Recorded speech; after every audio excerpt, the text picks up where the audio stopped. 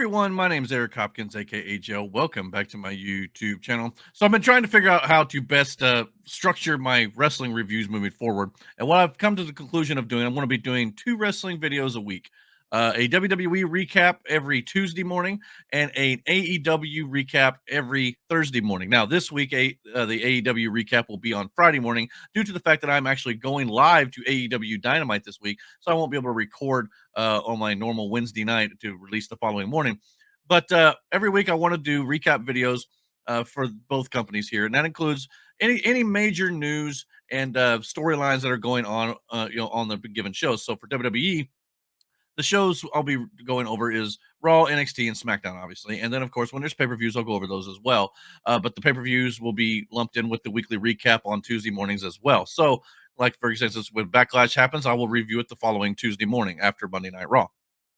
So, without further ado, let's get into it. But like I said, it'll be more, major storylines that I want to talk about. The biggest things that happen on the shows. If there's something big that happens on NXT, I'll talk about it too. But for the most part, I may not review NXT as much, kind of like what I was doing before. But like I said, this is an example of what it will be like every single week because this is kind of what I want to do as a structure. So on this show, I'll be covering a little bit of what happened on last week's SmackDown and on this week's Monday Night Raw. So let's get into it here. So SmackDown last week, the biggest thing that obviously happened on the show, which is probably the biggest thing that happened in WWE all week long in general, was the fact that Solo Sikoa is now appears to possibly be the head of the new Bloodline or something. It's either that or he's taking orders, in my opinion, from The Rock. Because I mean, he turned on Jimmy Uso because he lost at WrestleMania, and then Tama Tonga debuted. So now we've got Uso is out from the looks of things, and Paul Heyman was like, "This is not what the Tribal Chief would want," and he's completely confused about what's going on right now. So it sounds like Solo Sikoa is either taking the new leadership or the Tribal Chief role himself, or he's getting orders from someone that is not Roman Reigns. So it sounds like that is Solo is probably getting his orders from The Rock. We'll have to wait and see, but they're definitely leaving it up in the air, like who's Solo taking these orders from. So it's kind of a nice story thread that they're doing here. But if they're going to continue the Bloodline story, this is the best way you can do it, because me and Brandon have talked about this, and I think Ty even mentioned it as well in one of our prediction shows or whatnot. That if you're going to continue this, it makes perfect sense to have Roman Reigns versus The Rock at some point here, probably most likely at WrestleMania next year. Because our theory is, and mine included, it's Cody Rhodes versus The Rock at SummerSlam after a little bit of a hiatus here from The Rock and Roman Reigns. They're going to take some time off. But then you build this up to where then it could be probably the new Bloodline, which would probably consist of The Rock as the Tribal Chief and Solo Sikoa, Tama Tonga, and possibly Jacob Fatu. You could even go get Hikuleo, which is Tama Tonga's real life brother as well. So that would be 5 right there. And then you could go against the rightful Tribal Chief, so to speak, coming back to try his spot at the table with Roman Reigns, Jimmy and Jay Uso together. You could even maybe go get Sami Zayn back in that mix from back when he was an Uso and he was feeling Usy, so you could go do that and maybe even get another one. And then you could do War Games as Survivor Series between the two Bloodline factions. And then, of course, that can lead into Roman versus Rock at WrestleMania next year. So, yeah, I mean, this makes perfect sense to what they're doing. I can't wait to see where this goes. The Bloodline storyline has, I thought, had run its course, about a year ago, when I thought Cody Rhodes should have won the world title at WrestleMania about a year or so ago. But it worked out great. Cody Rhodes is the champion now, and it really paid off by waiting a whole another year and building to it there. So at the time, I just felt like it was a bit of a risk to kind of to build that for another year, because you never know. Cody Rhodes was coming off an injury. What if he'd have gotten injured again? That might not have turned out very well, but in this case, I think it worked out pretty good. So yeah, this is going to be great. I can't wait to see where they go with this. The Bloodline storyline has still got a lot of steam left in it if it's done correctly, and by adding these new members from other wrestling organizations like New Japan, where Tama Tonga came from, it's got a lot more life to it. Now, the one thing I do have a problem with, though, is like, whenever AEW introduces a new pro wrestler, all the WWE fans are like, well, who's that? I don't even know who that is. He's not, But then when Tama Tonga comes into the SmackDown, oh my God, we all know who Tama Tonga is. Yeah, that's awesome. it's a bit hypocritical in my eyes. But I'm not saying that that doesn't happen on both sides. But at the same time, it's like, come on, guys. If it just feels like sometimes WWE fans want to just rip on AEW, and I think that's ridiculous. I here on this channel, I'm going to treat both companies with respect, and I love both of them. Like I said, I'm going to Dynamite this week, so yeah, I mean, I love both companies as long as they're giving me good pro wrestling. That's all that matters. Also on SmackDown, we had Bianca Belair and Jade Cargill teaming up together. We kind of foresaw this a little bit too. They are definitely playing it up like these two ladies could definitely be a force to reckon with in the women's tag team division. So I could definitely see them going after the WWE tag team. Women's tag team champions here, and possibly getting a run with those belts coming up in the next few months. So definitely keep your eye out for that. I think that's probably the best place for Jade Cargill right now till she gets her feet up under her, and then at some point I could definitely see Jade versus Bianca maybe a little bit down the line, but that could be a great match between the two ladies. So, yeah, I think that's exactly where they're going, and I can't wait to see it. Also, we've been getting these teases on Raw and SmackDown as of late, and I'll talk about another one on Raw coming up here in a little bit. But this is a tease for Uncle Howdy's return. Obviously, with the unfortunate passing of Wyndham Rotunda, Bray Wyatt, it was kind of a shame that we didn't get to see his full vision. He had, if you got to watch the Bray Wyatt documentary on Peacock, Becoming Immortal. I got a chance to watch it over the weekend, and I thought it was actually very well done. And at the very end of that, I mean, the whole documentary talks about all of his machinations and his ideas that he had for the WWE, and he got to go through a lot of them. And there was a few that he didn't get obviously a chance to finish. And the Uncle Howdy character was one that they had just introduced.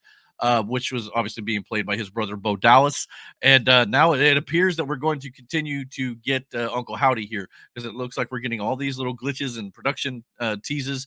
And one on Friday night that occurred during one of the ladies' matches was this little glitch at the bottom of the screen that says "You forgot about us," and we got a QR code on Monday Night Raw this week, which I'll show you here in a little while. But yeah, I'm just happy to see that Uncle Howdy is going to be continuing here. And if it was anybody other than Bo Dallas, I would consider this disrespectful. But since this is his real life brother, and WWE is not going to disrespect the memory of Bray Wyatt at all in this case, it's just nice to see that his legacy will live on here, and whatever they do with it, I'm sure they will put their best foot forward to give him the proper care that it deserves because Bray Wyatt was obviously a visionary, and I'm just glad to see that his creations will continue to move forward here. And of course, you got Braun Strowman, who I think was coming off an injury when he comes back. So you can bring him into the mix. You can bring in Eric Rowan, Redbeard himself, also very close to Bray Wyatt. There are things you can do to kind of build up the Wyatt Six, is what they were teasing at one point. So I don't know if they're going to have like six members or anything like that, but you could definitely center it around the Uncle Howdy character. So I think that could be very cool. So I'm looking forward to seeing what they do. And the QR code stuff is also it's just great marketing, and I think they've done a great job with that when Bray Wyatt was still with us as well. So I can't wait to see what they do with it. The end of SmackDown obviously had LA Knight and AJ Styles, both of which winning their respective triple threat matches. LA Knight defeated Bobby Lashley and Santos Escobar, and AJ Styles defeated Rey Mysterio and somebody else. I can't remember off the top of my head who it was. Oh, Kevin Owens. But yeah, because the end of the AJ Styles match, especially, had AJ Styles did the Styles Clash with Rey Mysterio onto Kevin Owens. That was a great spot. So if you didn't see that, go check that out.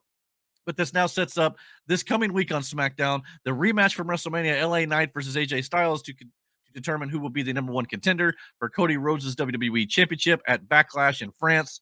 So chances are AJ Styles is probably going to get his win back here, and AJ Styles versus Cody Rhodes will be your main event at Backlash, in my opinion. LA Knight got his win at WrestleMania, so I don't think this is going to hurt LA Knight too much here. And AJ Styles, new music, new attitude. It would definitely be going to Cody, and Cody will obviously most likely retain in this case. But I mean, it's just too early for Cody to drop the title. If he drops the title that fast, oh my God, would that cause an internet firestorm? But I don't think you have to worry about that. But yeah, AJ Styles will probably get the win here, and as he should. I mean, AJ and Cody are going to have a great match together in LA Knight. I still think LA Knight at some point this year is probably going to win the United States Championship off of Logan Paul. That's where I would kind of go with it, maybe at SummerSlam. We'll just have to wait and see. But this will, again, the match over delivered in my opinion at WrestleMania. So hopefully this match next week on SmackDown will do just as well. So we'll have to wait to see where they go. But that's what I think is going to happen. Monday Night Raw this week started off with a bit of a sad note. Rhea Ripley, during her brawl with Liv Morgan last week, ended up hurting her shoulder, I think. I went back and watched the video. There was a couple spots where she took a shoulder, she got shoved into a wall really hard, looked like a concrete wall, and she also got kicked in her other shoulder. But this appears to be the shoulder that she got slammed into the wall with. They didn't really exactly say what the injury was, but they just said she would be out for months, and she now has to vacate the Women's World Championship here. Obviously, they're playing on the storyline with the brawl with Liv Morgan. So Liv Morgan was, kind of come out taunting her, and Rhea said, "Whoever holds this title after she returns, she is coming straight for it." Because again, that would make 100%, sense. If she comes back, she gets right into a championship feud because she has never lost the title here. So that would make perfect sense to do. And to me, it sounds like Liv Morgan at some point in the next few months is going to win this Women's World Championship and probably set that match right up whenever Rhea comes back. So I don't know if she's going to win the Women's World Championship next week on Monday Night Raw, because they are now claiming that next week on Raw they are going to actually crown a new Women's World Champion. But very well could be Liv Morgan right here next week. I don't know. But they're definitely kind of teasing Nia Jax a little bit too. Not certain that's who's going to be at this point. Maybe Becky Lynch. You could do that as well for a few months and then have Liv beat her. I don't know, but it would make perfect sense, like I said, when Rhea comes back for Liv to have the belt. So yeah, in that case, I'm looking forward to that match whenever it does happen, but it may be later this year before Rhea can come back. Well wishes to her. It sucks that her 380-day reign has to end like this, because I mean, they clearly had plans for her to be like the Roman Reigns of the women's division. So that's sad to see, but I look forward to her return and picking up right where she left off. I don't know if the Judgment Day is still going to be a faction at that point. That'll be another little interesting wrinkle with it. Obviously, they all had a big group hug after this and things like that. So it's going to be kind of a shame if they aren't together, and she's going to miss out on all that stuff with the breakup of the Judgment Day, if that does indeed occur.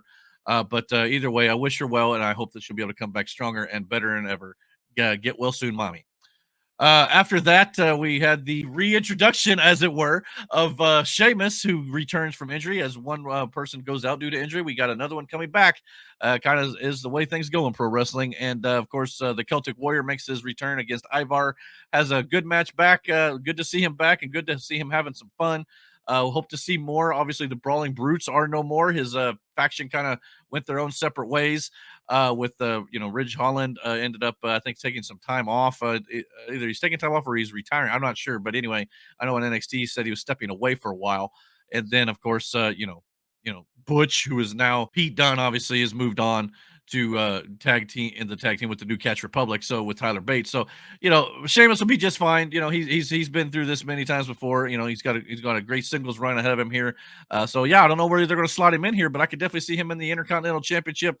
They were definitely teasing on commentary that Sheamus has never won the Intercontinental Championship, so I could definitely see him right there in the mix with Chad Gable, Sami Zayn, right there, right in that territory. So that would make a lot of sense for him to go for the belt that he never got. So yeah, I'm looking forward to seeing that. So yeah, I mean that could be great for him. Like I said earlier, we also had more teases for Uncle Howdy. I'm not going to play the audio here, but if you clicked on the QR code that appeared during the New Day's entrance tonight, you would get this video. And it was definitely, again, just doing the old Bray Wyatt gimmick. Um, just kind of teasing something to come here.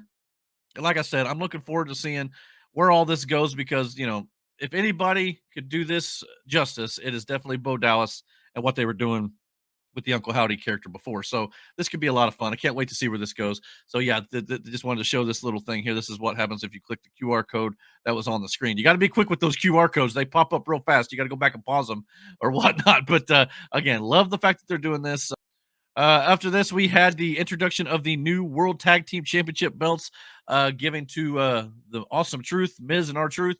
R-Truth during this whole segment, obviously, with Triple H standing in the ring, calling him Tommaso Ciampa, because he thinks Tommaso Ciampa and Johnny Gargano are Triple H and Shawn Michaels DX. But that was a fun little segment there. But these belts, I think they look really good.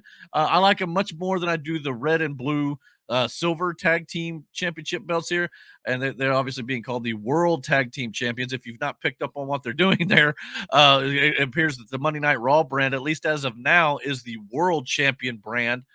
With the women's world champion, the world heavyweight champion, and obviously the Intercontinental titles over there, but things like that. So, but with the draft coming up, we don't know exactly which show is going to have these. Cody Rhodes did mention uh, during his promo tonight, though, that or on Raw, that he was actually a SmackDown guy. So it sounds like SmackDown is the WWE title show, and Raw is the world title show. So we'll see if that sticks or if that changes up in the WWE draft, which is coming up here in about a week or so.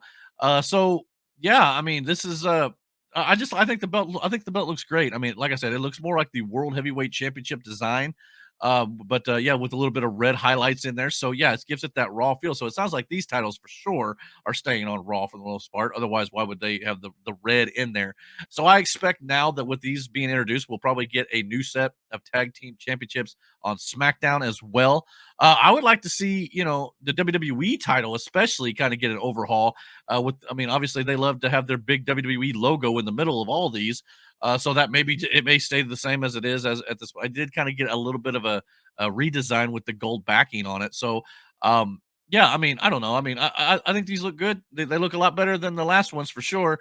So I'm looking forward to seeing what the SmackDown ones look like. I hope they don't look like just giant versions of the WWE title and the WWE Women's title. It seems like they've got a particular design they like on those belts, but I don't know. I mean, a part of me would like to see a lot of the belts kind of overhauled.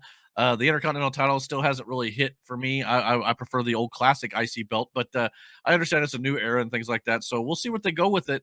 But the Intercontinental title's kind of got this North American Championship look to it a little bit from NXT. So in that regard, I kind of do like it. But I don't know. I'm just call me an old school guy. I guess I like the old IC belt. We did have a big main event match between Jey Uso and Finn Balor, kind of playing on the fact that Jey Uso will be challenging Damian Priest at Backlash for his World Heavyweight Championship. Jey Uso kind of getting the better of the Judgment Day here when they kind of come out, but Jey Uso kind of gets the momentum heading into that match here. Good to see him kind of further, I guess, momentum, which I never have liked the term momentum, and especially when WWE uses it because Vince used it all the time. It's important for momentum. Momentum is a big thing heading into the pay per view. Yeah, it is, I guess, but I just hated how they focused on it all the time. But in this case, it was good to see Jey Uso kind of get elevated a bit here because he is the one challenging for the title. Obviously, he's uber over. The crowd loves him. But like I said, it's just good. You got to continue to build him. That way, he looks like a credible contender for Damian Priest. This will be a fun match, but again, I don't think Damian Priest will be losing the belt anytime soon, or it would be kind of a disservice to him. It sounds like the one who needs to take the belt off him would be Drew McIntyre in Glasgow, Scotland at Clash of the Castle. So that's probably what's going to end up happening. Assuming Drew McIntyre does resign. It sounds like Drew McIntyre technically has not resigned with WWE yet. There was a report coming out, I think, from Fightful Select, that claimed that he has not yet resigned. And I think he's only got like maybe 5 weeks left on his deal. Same with Becky Lynch, I think, is another one who has not yet re-signed. I expect both those deals to get done though, and Seth Rollins, I know, is one coming up at some point this summer as well. I expect all those deals to get done. They'll be back with WWE most likely. The only one that maybe I could see maybe wouldn't be staying would be Drew.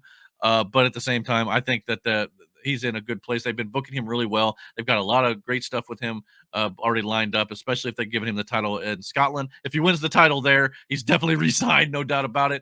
And of course, the feud with CM Punk, which is something that they'll probably end up paying off as long as Drew gets re-signed here. So yeah, I think that could be a lot of fun. So, but yeah, like I said, good to see Jey Uso get elevated to the main event here. Like I said, hopefully he'll have a little bit better of a match than he did with his brother at WrestleMania. So whatever it might be, this will probably be the second biggest match on the Backlash card behind Cody and most likely AJ Styles, in my opinion. The main event of Monday Night Raw, obviously they led to this all week long, was the Intercontinental Championship match between Sami Zayn and Chad Gable. Chad Gable has been mentoring Sami Zayn to win the title off Gunther. And now that is the case, Chad Gable was owed a title match from Sami Zayn due to his mentorship. So yeah, they definitely had an outstanding match. This is probably the best match on Monday Night Raw this week. Both these guys can go, and Chad Gable needs to be pushed immediately to the main event, and it appears that is exactly, or at least in this level for now. And then maybe you can basically push him to the main event later. But to me, obviously the match came down.